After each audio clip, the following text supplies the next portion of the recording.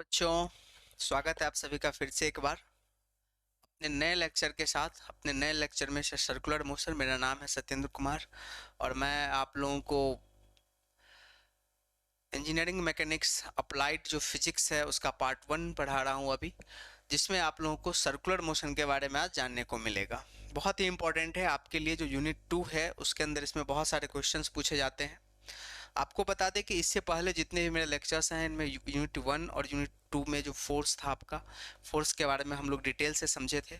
और आज जो हमारा लेक्चर है इसमें हम लोग सर्कुलर मोशन के बारे में समझने वाले हैं।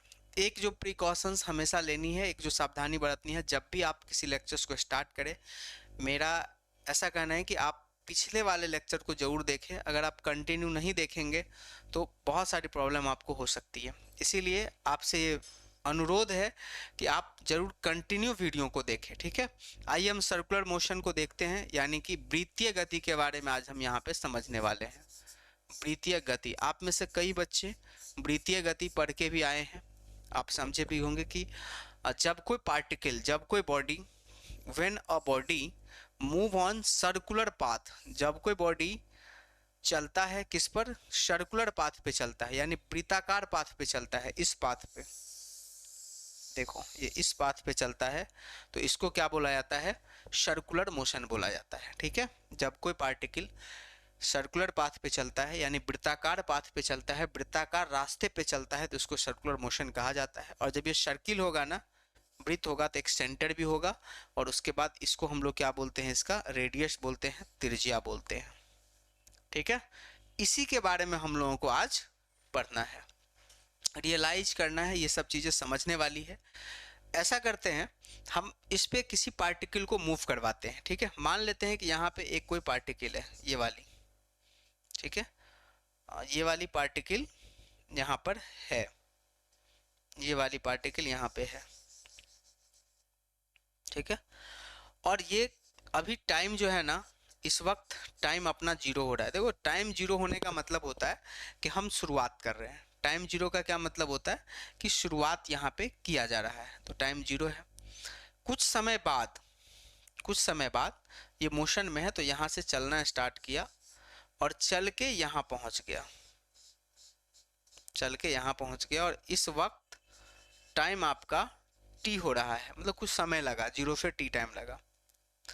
आप देखेंगे यहाँ पर एक चीज कि जब यहाँ से यहाँ गया है उस समय, देखो यहाँ था तो ऐसे गया है, तो यहाँ पे देखेंगे आप एक एंगल बना रहा है, एक कोण बना रहा है, ये वाला। मतलब आपसे पूछा जाएगा कि टी टाइम में कितना कोण आगे चला गया, कितना कोण बना लिया ये।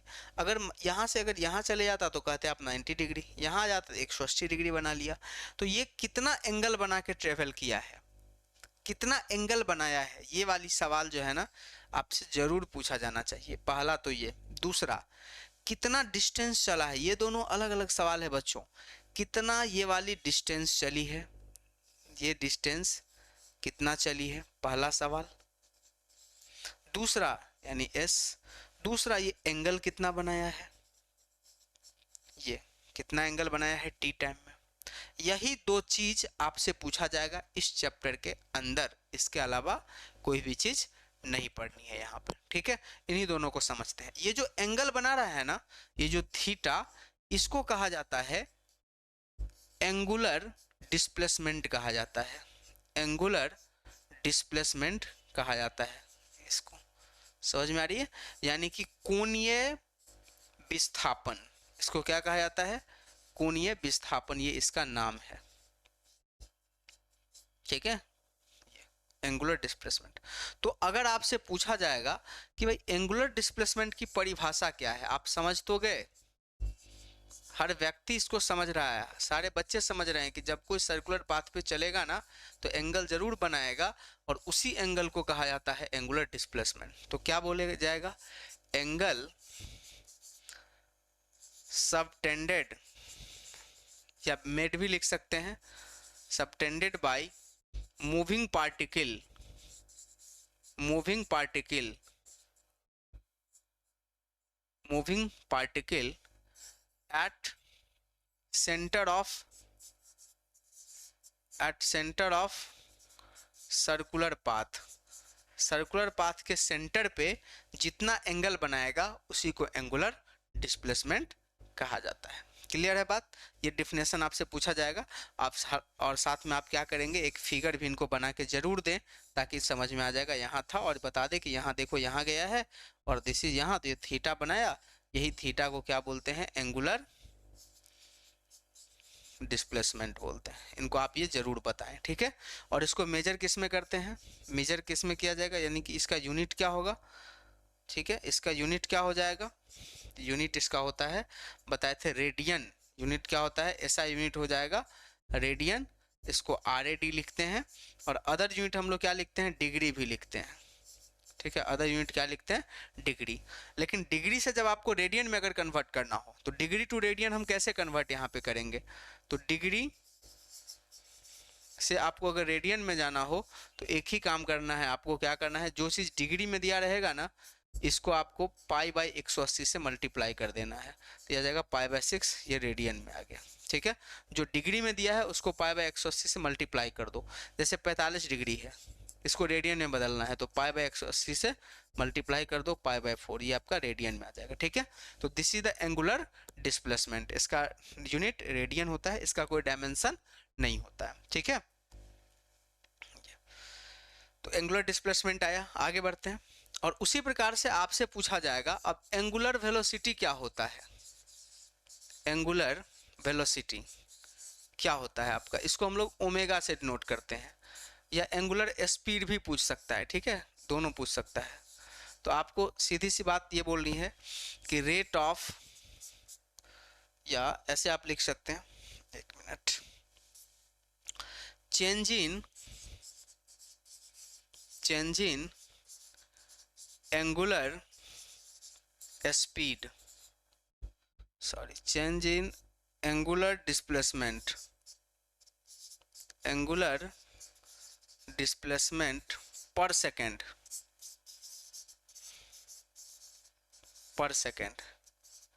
इज कॉल्ड एंगुलर वेलोसिटी, ठीक है। या इसी को आप लिख सकते हैं rate of change in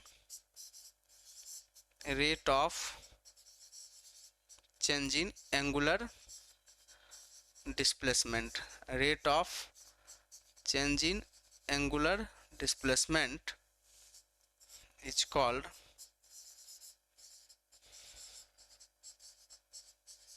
angular velocity, ठीक है। यानी कि इसको हम लोग ओमेगा से नोट करते हैं, omega equal to angular velocity क्या हो जाएगा, angular displacement by time, angular displacement by time, ठीक है। याद रखेंगे इसको, ओमेगा इक्वल टू हो जाएगा theta upon T, theta by T हो जाएगा ये, ठीक है। तो ये एंगुलर वेलोसिटी का फॉर्मूला हो गया। अगर इसके हम यूनिट की बात करेंगे कि इसका यूनिट क्या होगा, तो देख लो यूनिट बराबर क्या हो जाएगा, एंगुलर, इसको रैड बोलते हैं, रेडियन, और नीचे सेकंड, यानी कि रैड पर सेकंड, इसका क्या हो जाएगा, यूनिट हो जाएगा। तो बहुत आसान है कि अगर आप समझ लेते हैं ना इन चीज़ों को, अगर आप थीटा को समझ लेते हैं, जब बॉडी यहाँ था और यहाँ से यहाँ गया, एंगल थीटा कवर किया, अब टाइम तो कुछ लगा है ना टी, तो जो ओमेगा हो जाएगा वो थीटा बाय टी हो जाएगा, जितना डिस्प्लेसमेंट है उसको टाइम से आप डिवाइड कर देंगे, तो आपको क्या निकल जाएगा, एंगुलर वेलोसिटी निकल जाएगा। अब जब वेलोसिटी निकल गया तो आपका एक्सेलेरेशन भी निकल जाएगा ना, एंगुलर एक्सेलेरेशन, आपको एंगुलर एक्सेलेरेशन भी निकल जाएगा, ये बहुत आसान है। और भी एंगुलर एक्सेलेरेशन, इसको हम अल्फा से नोट करते हैं, इसको बोलते हैं कोणीय त्वरण, इसको क्या बोलते हैं, कोणीय त्वरण। तो इसका फॉर्मूला क्या होता है एंगुलर एक्सेलेरेशन का, एंगुलर एक्सेलेरेशन जो होता है change in velocity, angular velocity, change in angular velocity, क्या करना है, change in angular velocity, change in angular velocity bye time, ठीक है। यानी कि आप अल्फा इक्वल टू हो जाएगा एंगुलर वेलोसिटी, यानी कि delta omega by T, velocity में चेंज, डेल्टा चेंज के लिए। और डिफाइंड कैसे करेंगे, rate of change in angular velocity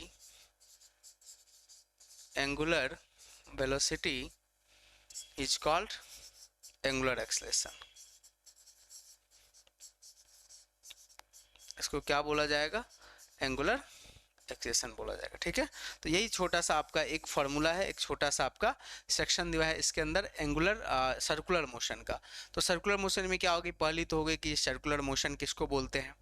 दूसरी आपकी क्या हो गई कि सर्कुलर मोशन पे जब रहेगा तो एंगल बनाएगा ना, तो उसको एंगुलर डिस्प्लेसमेंट कहा जाएगा। और एंगुलर डिस्प्लेसमेंट को टाइम से डिवाइड करेंगे, एंगुलर वेलोसिटी, और एंगुलर वेलोसिटी को टाइम से डिवाइड करेंगे, एंगुलर एक्सेलरेशन आपको कहा जाएगा।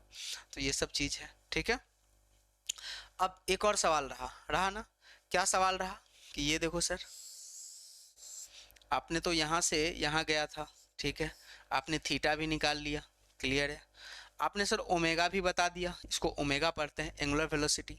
आपने एंगुलर एक्सेलरेशन भी निकाल दिया। अब ये तो बताओ कि ये वाली कितनी होगी, ये वाली मतलब डिस्टेंस, लीनियर डिस्टेंस कितनी होगी, लीनियर तो बताओ, लीनियर डिस्टेंस तो बताओ कितनी होगी। तो लीनियर डिस्टेंस निकालने के लिए हम लोग क्या करेंगे, यहाँ पे समझते हैं, आप लोगों को आता है पहले से। ठीक है, लीनियर डिस्टेंस, देखो लीनियर डिस्टेंस हम लोग कैसे निकालते हैं। जैसे ये है आपका सर्कुलर पाथ, तो यहाँ था और यहाँ से यहाँ चला गया। ठीक है, ये वाली डिस्टेंस हम लोगों को निकालनी है। कौन सी? ये वाली हम लोगों को निकालनी है। और ये थीटा है, ये वाली मान लेते हैं एस है, तो ये वाली क्या है? रेडियस आर है। तो हम जानते हैं कि थीटा इक्वल टू होता है S upon R, theta equal to S upon R होता है। तो यहाँ से एस इक्वल टू कितना आ जाएगा? थीटा इंटू आर हो जाएगा। ठीक है, S equal to theta into R, या कई लोग इसको लिखता है S equal to R into theta. ये इसका मतलब क्या हो गया कि जो लीनियर है, लीनियर डिस्टेंस है, ये किसके बराबर हो जाएगा? रेडियस यानी कि त्रिज्या इंटू एंगुलर डिस्प्लेसमेंट। ध्यान दो, ये रिलेशन हो गया, किसमें हो गया रिलेशन? लीनियर और एंगुलर के बीच में। किसमें हो गया रिलेशन? लीनियर और एंगुलर के बीच में। यहाँ पे relation between linear and angular. ये ऐसे याद रखो ना कि अगर आप क्या करेंगे ना कि कोई भी अगर एंगुलर रहेगा, कोई भी एंगुलर, इसको क्या करो आप? रेडियस से मल्टीप्लाई कर दो, तो ये क्या बन जाएगा? लीनियर बन जाएगा। ठीक है, अगर कोई भी चीज़ एंगुलर में दिया हुआ है तो इसको रेडियस से मल्टीप्लाई कर दो, तो ये आपका एंगुलर में दिया है, अगर उसको रेडियस से मल्टीप्लाई कर दो तो आपका क्या बन जाएगा? रेडियस बन जाएगा, लीनियर बन जाएगा। ठीक है, जैसे आपने एंगुलर में थीटा में मल्टीप्लाई कर दिया आर से, तो ये एंगुलर, ये लीनियर डिस्टेंस बन गया। तो इस प्रकार से हम इसको निकाल सकते हैं। ठीक है, उसी प्रकार से अगर आपसे बोला जाएगा कि अब लीनियर वेलोसिटी बताओ, लीनियर वेलोसिटी बताओ, ठीक है, तो कितना आ जाएगा?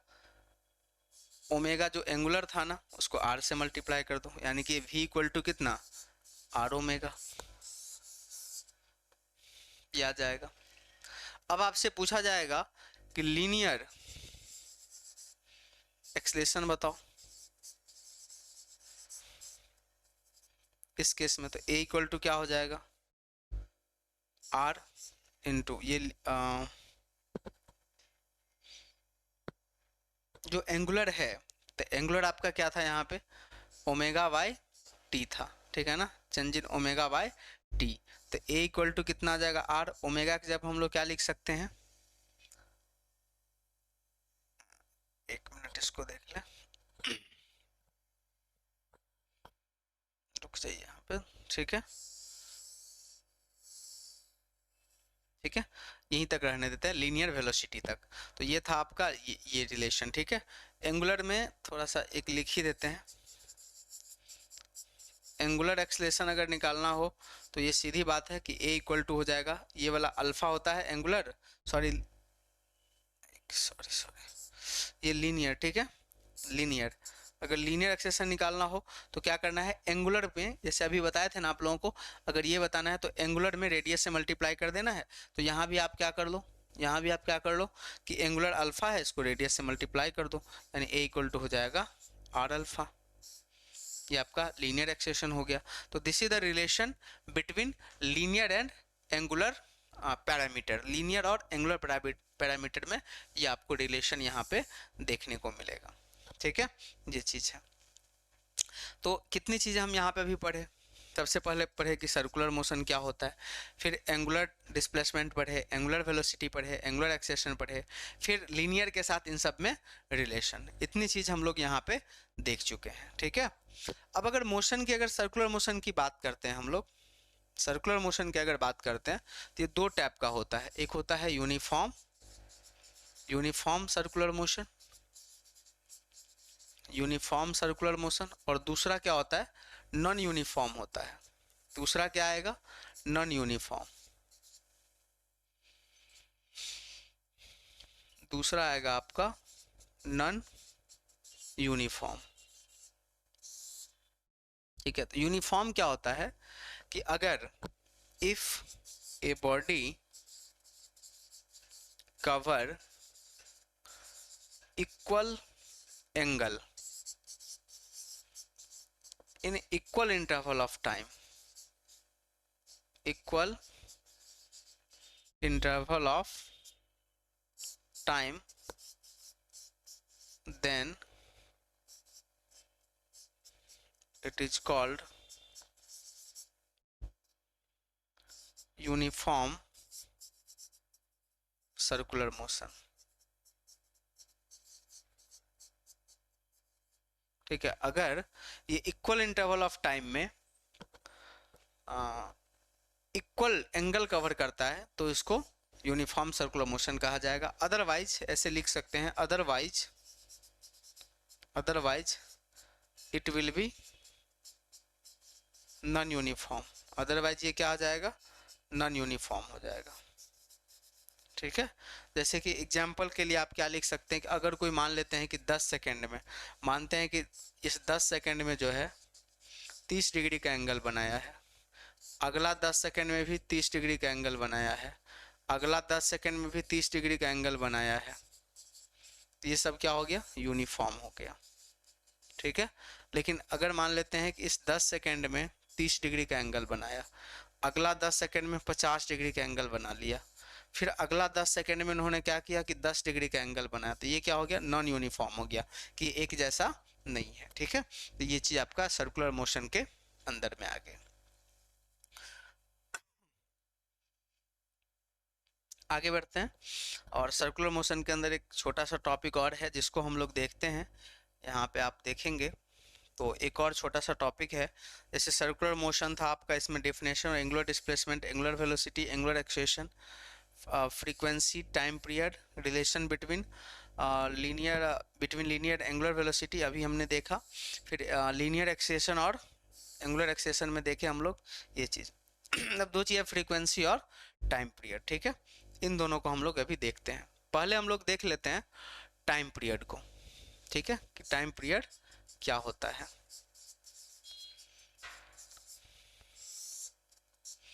देखो टाइम पीरियड क्या होता है ना, कि एक चक्कर लगाने में अगर कोई पार्टिकल सर्कुलर मोशन पे चलता है, अगर कोई पार्टिकल सर्कुलर मोशन में है, तो एक चक्कर लगाने में जितना टाइम लगता है सर्कुलर पाथ को एक चक्कर लगाने में, तो time taken by particle, time taken by particle to cover one cycle is called time period. ठीक है, एक साइकिल कंप्लीट करने में जितना समय लगता है इसी को टाइम पीरियड कहा जाता है। जैसे ये पार्टिकल है, मान लेते हैं सर्कुलर पाथ है, और ये पार्टिकल, इसका जो स्पीड है ये ओमेगा है। स्पीड क्या है, ओमेगा। कौन सा स्पीड, एंगुलर, ये इसका एंगुलर स्पीड क्या है, ओमेगा है। तो अब इसका टाइम पीरियड हमको निकालना है, तो टाइम पीरियड कैसे निकालेंगे, देखो टाइम बराबर होता है डिस्टेंस बाय स्पीड। ठीक है, तो t इक्वल टू, देखो जब एक चक्कर लगाएगा तो ये कितना एंगुलर डिस्प्लेसमेंट होगा, 360 डिग्री, और 360 डिग्री को हम लोग लिखते हैं 2 पाई, और स्पीड कितना है, ओमेगा, तो ये 2 पाई बाय ओमेगा, ये इसका टाइम पीरियड हो गया। ठीक है, कितना हो गया 2π/ω, ये इसका टाइम पीरियड हो गया। यूनिट कितना हो गया इसका, क्या हो गया, यूनिट इसका हो जाएगा सेकेंड, इसका यूनिट क्या हो जाएगा, सेकेंड आपका हो जाएगा। ठीक है, तो this is the time period. और फ्रीक्वेंसी क्या होता है, एक और चीज जो हम लोग को समझना है वो है फ्रीक्वेंसी। ठीक है, आवृत्ति इसको बोलते हैं। फ्रीक्वेंसी का डेफिनेशन होता है नंबर ऑफ साइकिल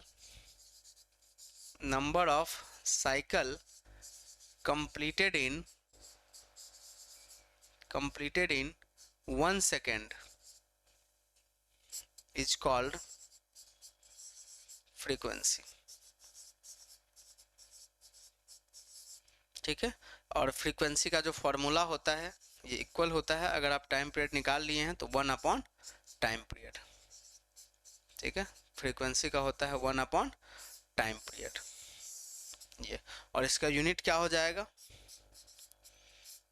इसको पर सेकेंड बोलते हैं, या इसे हर्ज के बराबर होता है, इसके बराबर, ये हर्ज के बराबर होता है, HZ, ये आप छोटा लिखे यहाँ पे, हर्ज HZ। ठीक है, ये आपका क्या होता है, फ्रीक्वेंसी होता है। ठीक है, तो आप फ्रीक्वेंसी को ऐसे ही इसमें डिफाइन करेंगे। तो ये सारी चीज़ें जो है बहुत छोटी और बहुत मतलब वैल्यूबल था, बहुत छोटा सा यहाँ पे जो है इसमें लेक्चर देखने को यहाँ मिलता है, बहुत कम आपके सिलेबस के अंदर डाला गया है, जिसको हमने एक एक करके यहाँ पे सर्कुलर, ये फ्रीक्वेंसी, एंगुलर, जितनी सारी चीज़ थी ये सभी हमने यहाँ पे कंप्लीट किया अभी। ठीक है, ये सब। और जो हमारा अब लास्ट टॉपिक बचता है ये सेंटीपिटल एंड सेंट्रीफ्यूगल फोर्स है, और जो जिसके लाइव एग्जांपल्स है, जैसे expression and application such as banking of road and bending of cyclist, ये चीज़ें। तो इसको सेंटीपिटल एंड जो सेंट्रीफ्यूगल फोर्स है इसको हम अभी इसी लेक्चर में कर दें या रहने दें, चलो सेंटीपिटल फोर्स को जो है हम यहाँ पे नहीं, अगला लेक्चर में सबको करेंगे। ठीक है, कोई दिक्कत नहीं है, आसानी से अगला लेक्चर में इसको करेंगे। तब तक के लिए आप लोग इसको सर्कुलर मोशन को अच्छे से पढ़ें, अपने बुक को भी जाके पढ़ें कि कौन कौन सी चीज़ें यहाँ पर दी गई है, और अगर कुछ ऐसा भी लगता है आपको कि कुछ चीज़ें अगर आपको नहीं समझ में आ रही है तो आप ज़रूर मैसेज कर सकते हैं, जिससे हम आपके डाउट को क्लियर कर देंगे। ठीक है, चलिए बढ़िया से पढ़ाई कीजिए, ऑल द बेस्ट।